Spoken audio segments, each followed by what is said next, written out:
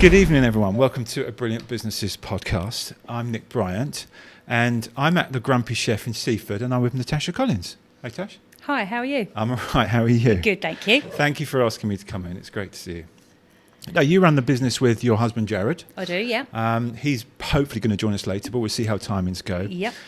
But let's start, because you run the business with him, and it's a bistro cafe style restaurant. Yep. Was that how you describe it? Yeah, I would. Okay. Yep. We serve breakfast, lunch, and dinner, and obviously we have daily specials as well. So. Okay. Yeah. And we'll start off by, because you're the lady behind the business. I am indeed. And, the driving force. Yep. So let's hear your story as to how that's all come about. Okay, so Jared and myself got married. We already had a son, Bailey. Yes. At the time, he was 3 years old. We got a bit bored of the dark nights in England, so we decided we were going to move abroad.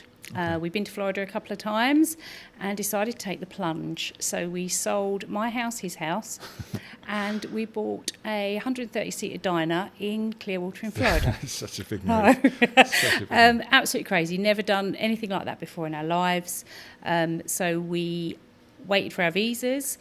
By the time we got our visas, I was 8.5 months pregnant with our second son. Okay. So it was one of those now or never, we're going to go or we're not going to go. So we took the plunge and we went and took over a restaurant that was owned by a Greek family. And you had no experience of running a restaurant at this point? None whatsoever. Okay. No, none whatsoever. So I'd done sales previously and obviously customer service and different things like that. Jared had been in the print in London. Yeah. But we decided, let's go do something for ourselves. Yeah, go for it. So that's what we did. 3 weeks after being there, I gave birth to our second son. Yes. In the meantime, taking over the restaurant. We opened 7 days a week from 6 in the morning till 9 at night. And we did that for roughly, I want to say 6 years. Okay. It was definitely a huge learning curve for both of us. We worked opposite shifts to each other. Right. Newborn baby and a 3-year-old. And then about less than 16 months later, our third son came along. So we had ships in the night as well, were you? Literally ships in the night. Yeah. I used to work in the morning, so the early shift. We swap over at lunchtime, and then I'd take the children off, and then he would come back late in the evening. Oh, so we did that forever. Yeah. Well, it seems like forever. Yeah. We didn't really go on holiday or do anything else, but customer service and just being around people, we absolutely loved it. Then they had quite a big recession in America, 2008, 2009. So I came back, and then eventually Jared came back. We lost quite a lot of money. Yeah, about £350,000. And we came back with literally nothing. I came back with the children first. Jared then eventually came back after a couple of months with not a lot of money in our pockets. Yeah. And no jobs, no credit history, no nothing. So we started again, really. Jared went off an apprenticeship in like commissioning, air conditioning. Yeah. And I started volunteering because I had the 3 young children. I started volunteering at a nursery. Right. And then gradually built my way up to deputy manager, and did that. I then went on and worked for East Sussex County Council as a finance officer, and I like that. I like numbers, I like number crunching. Yeah. I like quite stressful jobs, let me say. I prefer to be busy. And I'm obviously busy with, 4 children anyway, and a husband. Yeah. And I just decided that, it wasn't really cutting it for me. Okay. The owner of the Grumpy Chef had approached us a couple of times to see if we wanted to buy it, and we've known the owner for quite a few years, to be honest. Yeah. We've been coming in here for, seems like forever, for breakfast, lunch and dinner, with all the children. 2 of my children work here, so one works as a chef, the other one dabbles a little bit being a waiter. Excellent, yeah. And we just thought, we're going to take the plunge. So 7 months ago, we took the plunge and we bought the Grumpy Chef. Amazing. Yeah. And so it really is a family business, isn't it? Because your boys are working here. And, And does Jared play a part in the day-to-day stuff? Or? I call him the maintenance man, really. If I need something fixed and we need something, sorted out, then, I get him to do that, really. Okay. But, I mean, he's very, very busy with his own job and his own company. Yeah, sure. He likes to think he's a big part of it, and we like to say that he is, but... Let's talk about the food that you do here. What sort of So we do breakfast, lunch and dinner. So breakfast, all the, regular things you would get for breakfast, like full English, eggs royale, eggs benedict. Okay. We do lunch, we do mussels, we do sea bass, we do burgers. We do lots of daily specials as well. So every week the daily specials will change. Everything that is in the Grumpy Chef is actually cooked from scratch, so we can pretty much adapt anything to any dietary needs. So people just ask and we can change things up for people, which is good really. So and because you're here in Seaford and you're right by the sea, which is just there, you get a lot of tourism. We do get a lot of tourists.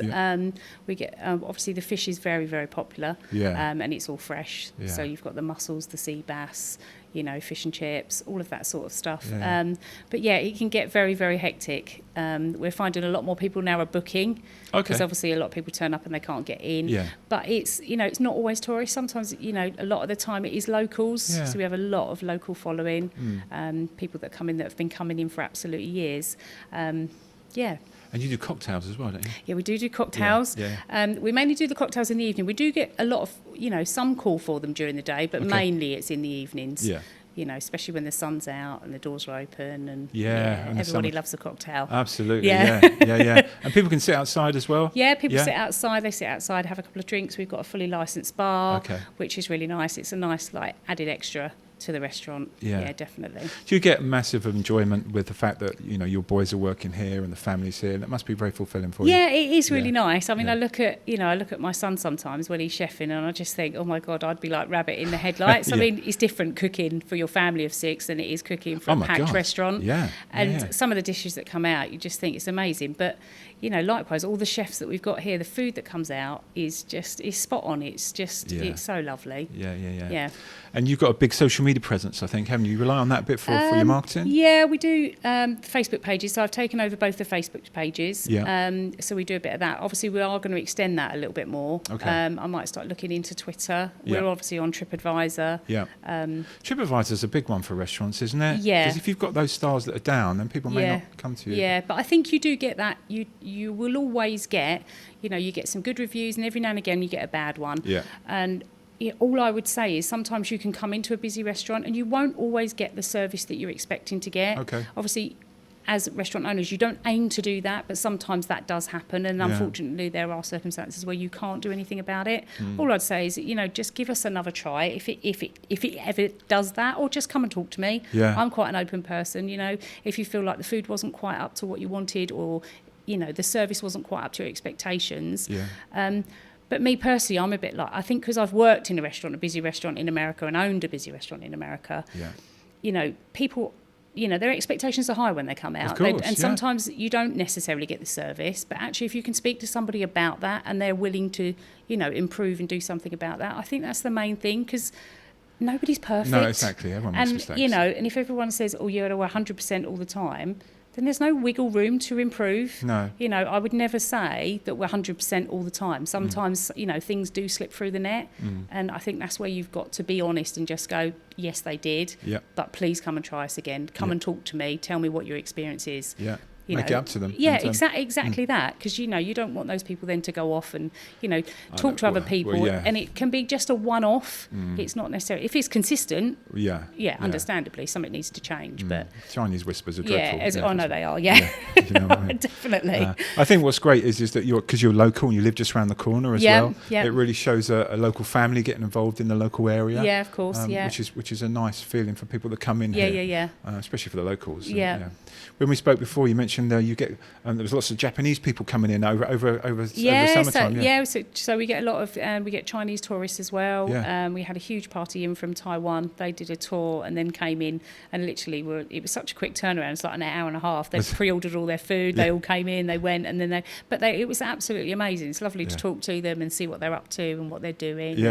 It's really, really nice. That's really cool. One thing I was going to mention or talk about is as you know, Jared and I, your husband, have known each other since we were about 12. And it's a shame he's not here, but I'll get him another time. Now, when we were in our late teens, he Yeah. would do 2 paper rounds, work Yeah. on the market, work in a local factory. Yeah. And I think he bought his first house when he was about 21. Yeah, that's Where right. do you think that entrepreneurial spirit came from? I didn't know his parents that well, but I don't know. I mean, his dad worked really, really hard in the print and was forever Yes. in the print. Yeah. And his mum, Ginny, obviously mother-in-law, she was a counsellor, and she worked really, really hard as Okay. well. Yeah, yeah. And I think it's nice. I think our children have definitely adapted that Have because they? they've always Yeah. wanted to work, always wanted to earn their own money. Mm. Yeah, and we're both very similar like that. We're both. You must be. Yeah, we're both quite happy to, get our hands dirty and just crack on and do it. And at the end of the day, when the chips are down, you've got to look at it and think, right, what can we do? Yeah. Especially like when we came back from Florida. I mean, we were literally completely down on our luck. There was 5 of us, and we'd moved into my mum's little 3-bedroom house, and God. neither of us had jobs, and we weren't expecting a handout or anything else, but we couldn't get absolutely nothing. Yeah. I think the money that we had to use as deposit, but we just thought we've got to get jobs where they're sustainable, and we need to Yeah. earn money. We've got children, we're Family's still good. married, thank God, after all of that, Surprised. moving across the continent. But it's just one of those things. I think we've got that, go out and get it. If you want something, you've got to go out and get it. Yeah, at the end of the absolutely. day. Yeah, and sometimes when you've got a couple of like working together, like you two are, you have gaps where you'll be good at one thing, he'll be good at one thing, and Definitely. you work it all out together. Which is And I think another good thing that me and Jared have always had, really, we're celebrating our 20th anniversary this year, and I look at it and amazing. think, oh my God, how? But I think we can laugh at each other Yeah. and take the mickey out of each other, Yeah. which is a really good thing. I mean, I'm not saying we don't have crosswords, we Sure. do, Yeah. but we can actually, laugh and take the mickey out of each other, Yeah. which is, says a lot about people, really. It does. Yeah, Yeah, it yeah. does. Let's. What about the future? What does the future hold for you in the head restaurant here? You're going to buy well, loads more. No, probably not. I mean, Jared's thinking about retiring himself off. He's always thinking about that. Of course he is. Make his millions that he's never going to do. But he may do one day. Of course. I don't know, really. Obviously, settle into the Grumpy Chef, I think, really. Put our own stamp on it, which we started to do. Yeah. Just stay Continue steady doing with a good it. job. Yeah, And I think so. making sure Just everyone's happy and yeah. feeding people well. Exactly. Yeah. Make sure the staff are happy. Yeah. The staff here are absolutely amazing. The chefs are amazing. Yeah. They're a good team. Some of them have worked here for a long time. Some of them are new members. But that we're all like a family, which is really, really nice. We all Yeah. chip in and help each other. Nice. And I think that goes a long way. It does, yeah. Well, when I Definitely. came in, the young lad sweeping the floor, Yeah. he seemed like part of the team. Yeah, nicely, and it's nice. Yeah. And I think the thing is as well, they know, if it gets really busy and we've got like 2 or 3 people in, that they can call me, and depending on where I am, Yeah. usually I'm local anyway, I can just come in and jump straight in. Yeah. And likewise, it's nice. Yeah. Yeah. So, if anyone wants to book, Yes. you do it through Facebook, or So we've got a Facebook page, Yeah. which is also connected to WhatsApp. okay, So we've got the telephone number that they can find, and Yeah. that seems to be working really well. Yeah. So people obviously type in a message, can I book a table for tomorrow morning? Yeah. I do usually forget to turn it off, so like 11 o'clock, 12 o'clock You're at getting- night, sometimes I'm getting pings, and I think, what's that? I'll just answer that. Booking in That's tables quality. all the time, which seems to really work, because obviously a lot of people use text messages now rather than the telephone. Yeah, okay. Yeah. All right, well, I'll put all those details underneath the podcast Okay. for people to get in Yeah, contact. yeah, If you're in the area, Seaford, Yeah. Brighton, Eastbourne, I'm sure people come from far around, Yeah, really. yeah. I did meet some people in Eastbourne that live in Uckfield, I think, that knew of you Oh, a really? couple of days ago. Oh, So, wow, okay. that's a good start. Yeah. Perfect. So thanks, Tasha. Shame Jared's not here, but as I said, I'll get Yeah. him another time. Yeah, and, definitely. Thanks for asking me in, and we'll see you for another podcast No, it's been soon. lovely. Yeah, Thanks thank very you. much. Cheers. Thanks.